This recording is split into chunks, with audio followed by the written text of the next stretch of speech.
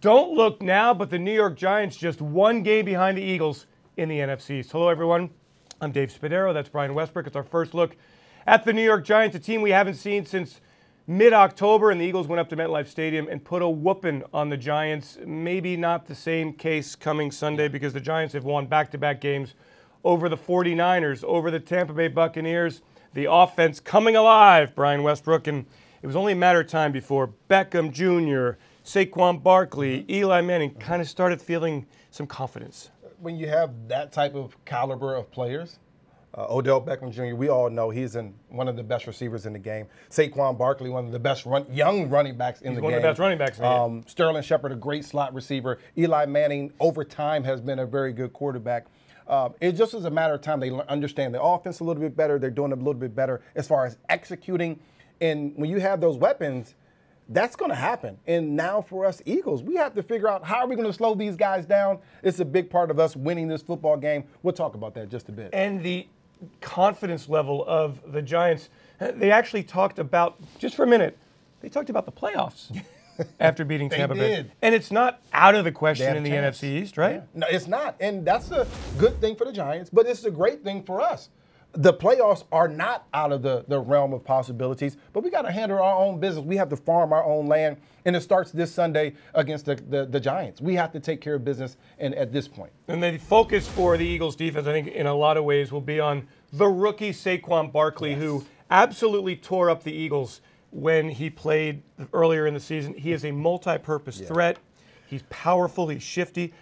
I think he's one of the best running backs in the league, if not the best, right now. Well, he's certainly top five. I mean, they have obviously Todd Gurley and Melvin Gordon. Those guys are there. But he's top 3 for running back in the league. He's done a great job Pat Shermer has done a great job of getting him the football. They use him in the screen game. They use him in the run game. And he's one of these guys, you can keep him bottled up for 3 quarters. In that 4th quarter, now you're tired. Now you're a little bit slow to get to that point. And he's still fresh, young, fresh, uses his legs, uses his speed, uses his power to his advantage. And he can break a 60-yarder, and that changes the courses of a game all in one play. He has that ability. He's someone that you have to keep bottled up for 4 quarters, no doubt about it. Eli Manning, I'd like to hear your thoughts on him. 13 touchdown passes, 6 interceptions, 69% completion percentage, a quarterback passer rating of 96.6. I mean, those are not numbers that suggest he's done.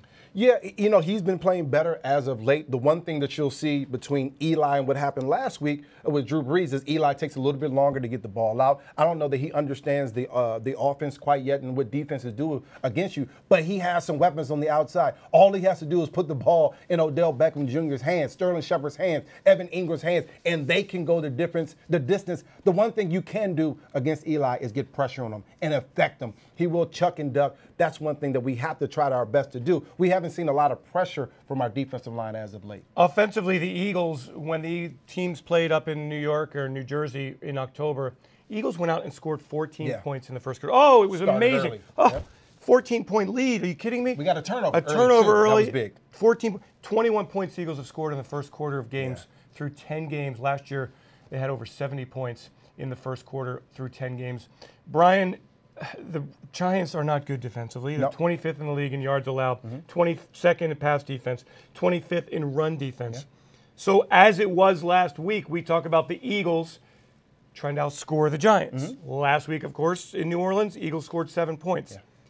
Can this thing turn around in a matter of 7 days? Well, it can. And I'm a firm believer in it. I've been on teams that have looked terrible, and then the next week you come out and you look great, and everyone's talking about division championship. So it can turn around. And it's going to be up to Doug Peterson, of course, as the head coach. But the guys in that locker room, Carson Wentz, Jason Peters, Lane Johnson, Golden Tate, it's time for those guys to step up and say, okay, that's enough. We've looked bad enough. Now we have to start a little bit faster. Starts in practice, of course. But these guys have to take pride in their work. And I think when you listen to Doug after games, that's exactly what he's saying. Everybody has to farm their own land, but it's about detailing your work, taking pride in your work. If you can do that, then you certainly have a chance to beat the Giants, of course. I also think it's interesting the emotional differences between these teams. The Giants coming in feeling good about themselves, the Eagles trying to find themselves, and also the Giants smarting from that blowout loss earlier in the season. What kind of factors will they play in this game? Well, I think if you're the Giants, who are not a very good football team, they come in here and they say,